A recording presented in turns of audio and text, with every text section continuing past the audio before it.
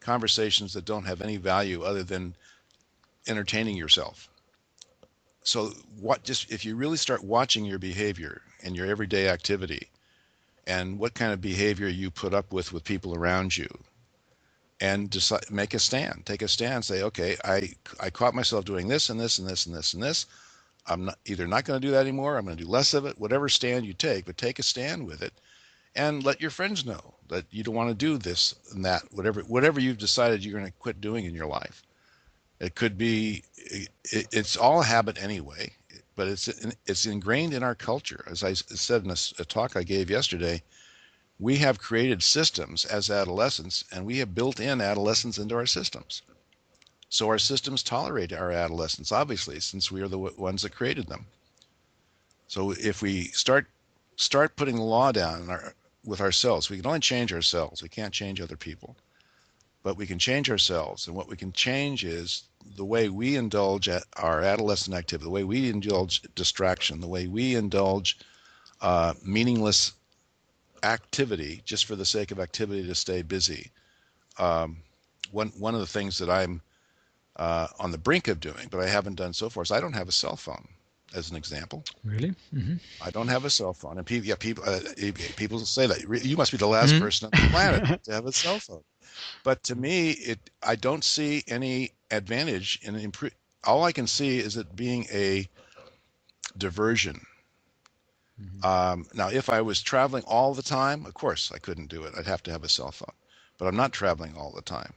And voicemail still works pretty well. People can still leave a message, and I get back to them within a day or two. That works pretty well. But I don't need something in my pocket that is constantly bugging me or making noise, or, it just, to me, and that's a personal choice. I'm not saying everybody that has a cell phone is acting out their adolescence.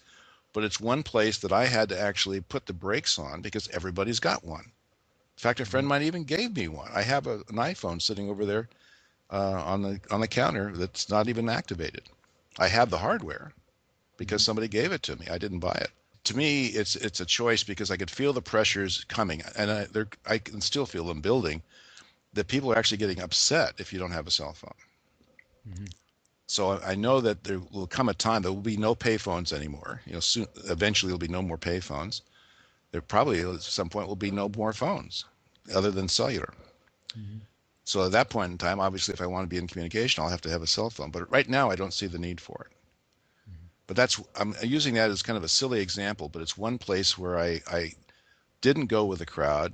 I don't see the value in doing it myself. So why go along with it, even though people are pressuring me to have one? Mm-hmm. I have to fill in your cell phone number here. What's your cell phone? They can't even believe it, that you don't have a cell phone. Mm-hmm. Anyway, enough of that. Good. No, I mean, we here at World Shift International, we are interested and focused on both the individual changes that we can make within ourselves, and also the larger picture, so to speak, the external changes. So So I'm glad that we're speaking about the individual choices. I'd like to make a larger picture now and talk about larger global systems, because it seems that the world is entering what we may call a complexity shock, where various interrelated systems, economic, political, resource, are becoming dysfunctional. So can I ask you, John, how do you see the world in 10 years and 20 years' time? Again, I could be multimillionaire if I knew the answer to that question. Mm-hmm. I'll tell you, I'll be very frank here, Kingsley. We are at a point where things are going to change very much, very rapidly probably in our lifetime. Mm-hmm. Well, maybe my lifetime, but for sure in your lifetime. There's a historian from Stanford that I heard speak just before my book went to the publisher for the last time, so I was just able to get this little bit into the book at the last minute. He's studied civilizations over the past 20,000 years. Ian Morris? Ian Morris, you know him. Yeah. Okay? So you know what I'm about to say. Yeah, I've read the book, and now that was my next question, but please go ahead. Okay. He says there's going to be 4 times more change in the next century, in this century, than there was in the last 15,000 years. That's a lot of change. Mm-hmm. And then he adds, for better or for worse. So we are in the unique position, we're kind of at the tipping point, where we can either choose the conscious evolution route or perhaps even, at the worst, be extinct, become like join the dinosaurs. So I know that people change when they either see enough potential pleasure ahead or they feel enough pain. But that's about the only reasons they change. They don't change because I ask them to change. But when the system gets dysfunctional or painful enough, that enough people start seeing that it's hurting them, like the protest movements, like the Arab Spring. So I can get, some people are upset by the Occupy movement. I'm excited about the Occupy movement because maybe people are finally saying, we've had enough. We don't want to do this anymore.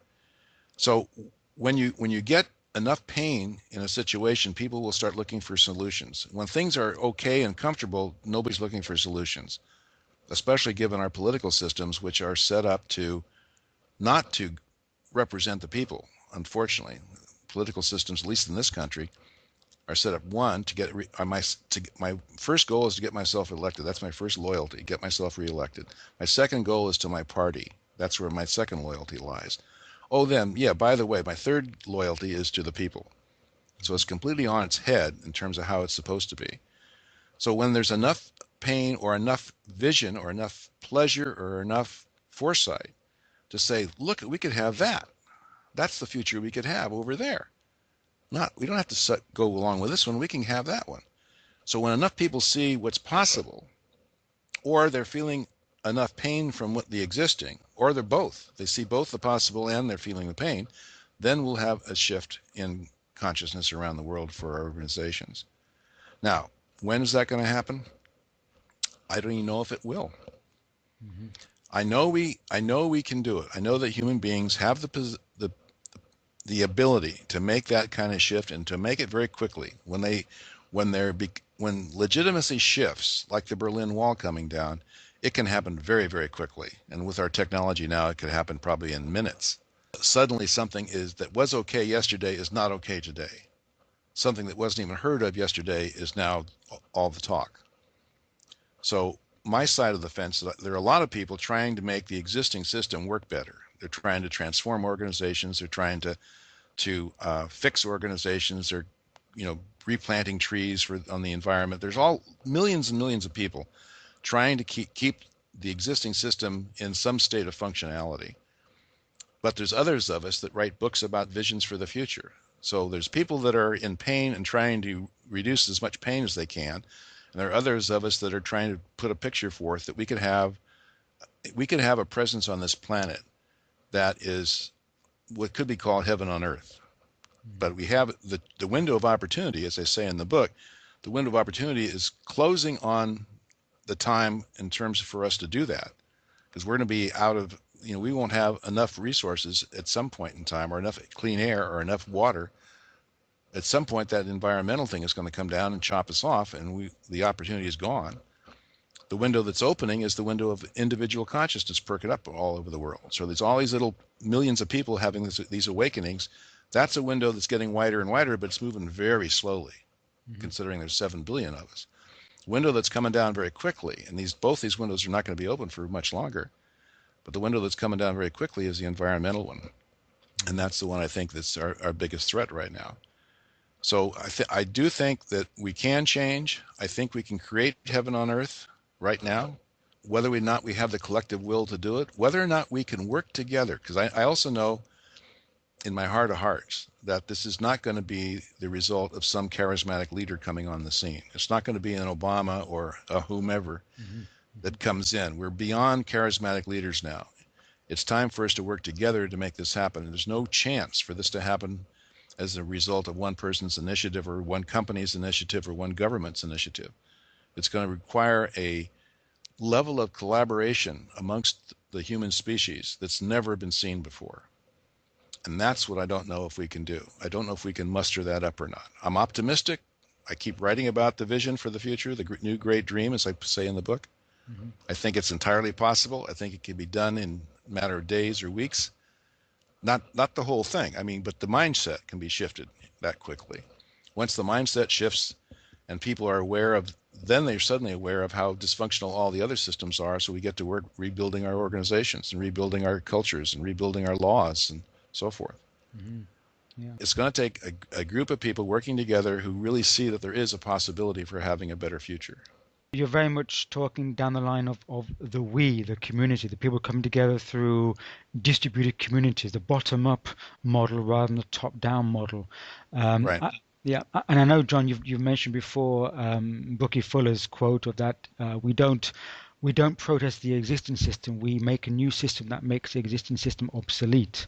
So you're thinking that the new model, so to speak, would be the coming together of people through their own communities and connecting together through networks and through bottom-up groupings?